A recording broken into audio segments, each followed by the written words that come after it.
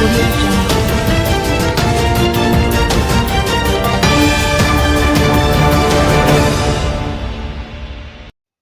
Mother and stepson, who is a pastor, plead guilty to abuse in a case of a 7-year-old boy. A St. Catherine-based pastor yesterday pleaded guilty to badly beating his 7-year-old stepson at the child's school. He pleaded guilty to child abuse and cruelty to a child, while the boy's mother, who did not report the incident, pleaded guilty to aiding and abetting. Their bails were further extended by acting senior parish court judge Janelle Nelson Gale until May 12, when they are to be sentenced. The court heard that in February 2024, the man went to the boys' school, where he grabbed the child and punched him repeatedly in the upper body, to the shock of teachers who were present. A report was subsequently made to the Police Center of Investigation of Sexual Offenses and Child Abuse, which launched an investigation. The pastor was arrested at his church while he was delivering a sermon. He was subsequently charged with child abuse and cruelty to a child. The boy's mother was charged with aiding and abetting child abuse after the investigation revealed that, despite her knowledge of the abuse, she failed to report it to the authorities. Both parties made numerous court appearances until their guilty pleas on March 13. Taxi operator charged after allegedly assaulting cop. A taxi operator has been charged with assault at common law and assault occasioning bodily harm following an incident that occurred on King Street in Kingston on Wednesday. He is 36-year-old Sean Gray of Windsor Heights, Central Village, Spanish Town, St. Catherine.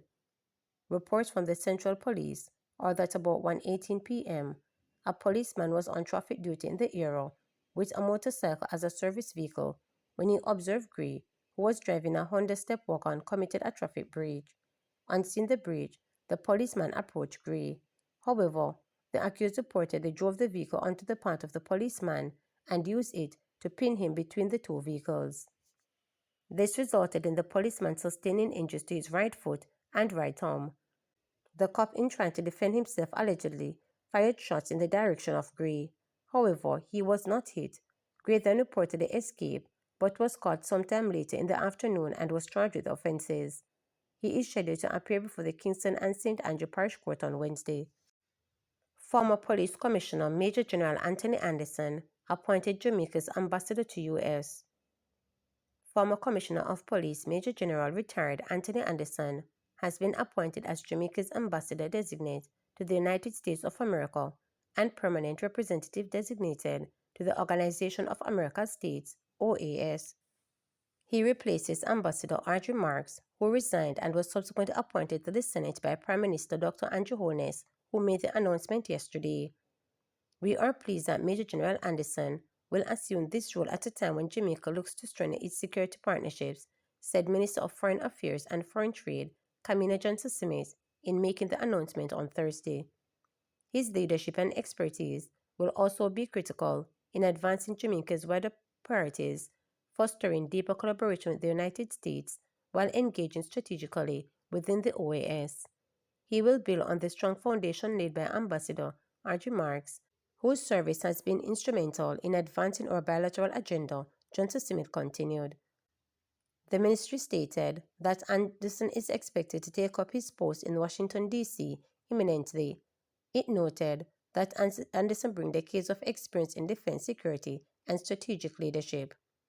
He previously served as Chief of Defense Staff of the Jamaica Defense Force JDF before becoming Jamaica's first National Security Advisor, where he played a critical role in shaping national security policy and international cooperation.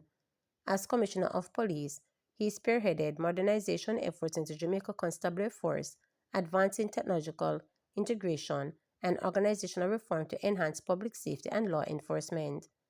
Anderson's appointment reflects Jamaica's broader diplomatic approach, which emphasizes experienced leadership in key ambassadorial roles. With a strong background in regional security coordination, Major General Anderson has facilitated joint security initiatives across the Caribbean, advised governments on national security frameworks, and led multinational security operations.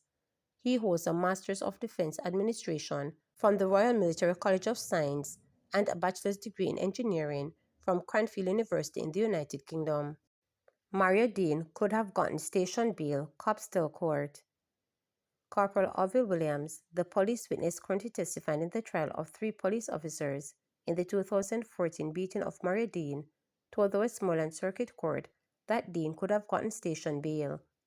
The 31-year-old construction worker was beaten while in custody at the Barnett Street Police Station lockup in St. James on August 3, 2014, and died at hospital 3 days later.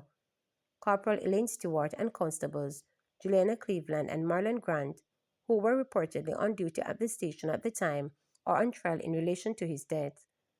Continuing his evidence in chief, which began on Wednesday, Williams, who was assigned to the Barnett Street Police Station in 2014, said that persons who were taken into custody for minor offenses, such as possession of ganja or disorderly conduct, can be considered for station bail in their own sureties or without needing any person to bail them.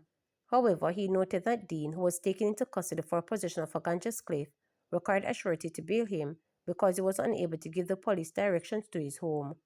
Williams also explained that if a prisoner requires a surety to come and bail them, the prisoner is processed and put in a cell until the surety arrives at the station. The trial is currently ongoing. Stewart, Cleveland, and Grant are all charged with manslaughter and misconduct in a public office in relation to Dean's death. Stewart, the senior officer in charge at the time, is also charged with perverting the court of justice, where she allegedly ordered the cleaning of the cell where the beating took place before investigators from Indicom arrived. 3 charged, 11 others arrested during St. Mary operation. Within 24 hours, a joint military and police operation in 2 communities in St. Mary led to the arrest of 3 individuals for lottery scamming and resisting arrest, as well as 11 others for involvement in various illegal activities. According to police reports, the operation began on Tuesday in the Bogi community of Tracks River. There, a house occupied by several men was searched. The individuals were taken into custody, and 2 of them, 23-year-old Dwayne Whiteley and 27-year-old Davian Armstrong, were charged with possession of identity information. On Thursday, an early morning operation in Guava and Grass Peace located in Bellevue, St. Mary resulted in the arrest of 7 individuals after the premises they occupied were searched and documents relating to scamming were found. A 35-year-old painter, Peter Clark, was also charged with resisting arrest. Murders down by more than 30%, stated Chang. National Security Minister Dr. Horace Chang has again highlighted continued reductions in homicides across Jamaica, pointing out that as of Thursday morning, the island has recorded more than 30% decline in murders since the start of the year. He expressed optimism that if its downward trend continues, the country could achieve its target of recording less than 1,000 murders by the end of the year. I look at those statistics regularly, and I can say today, nationally, we are 30.7% behind. It's the first time that we're going to hit the 30%, the Security Minister added. If we maintain that we're going below the target 1,000, he said during the presentation of certificates to 2,010 cops from Year 1 who participated in the Sandals Corporate University Leadership Training Initiative. The sermon was held at Sandals, Montego Bay. Dr. Chong lauded the Year 1 Police Division for achieving the largest percentage decline in the murder recorded so far since the start of the year. Year 1 consists of Trelawney, St. James, Hanover, and Westmoreland, and there are 19 police divisions spreading across the country. They have reduced the rate of homicide this year by the largest amount in the last 12 months, and the last 8 months in particular, Dr. Chang noted. Commander for Year 1 Assistant Commissioner of Police ACP Glenford Miller concurred. If you look at last year, we are looking at a statistic St. James saw a record reduction in murders last year, Miller declared. He noted that the momentum spilled over into this year. I must hasten to say, Year 1 is seeing the highest reduction in any era in the Jamaica Constabulary Force.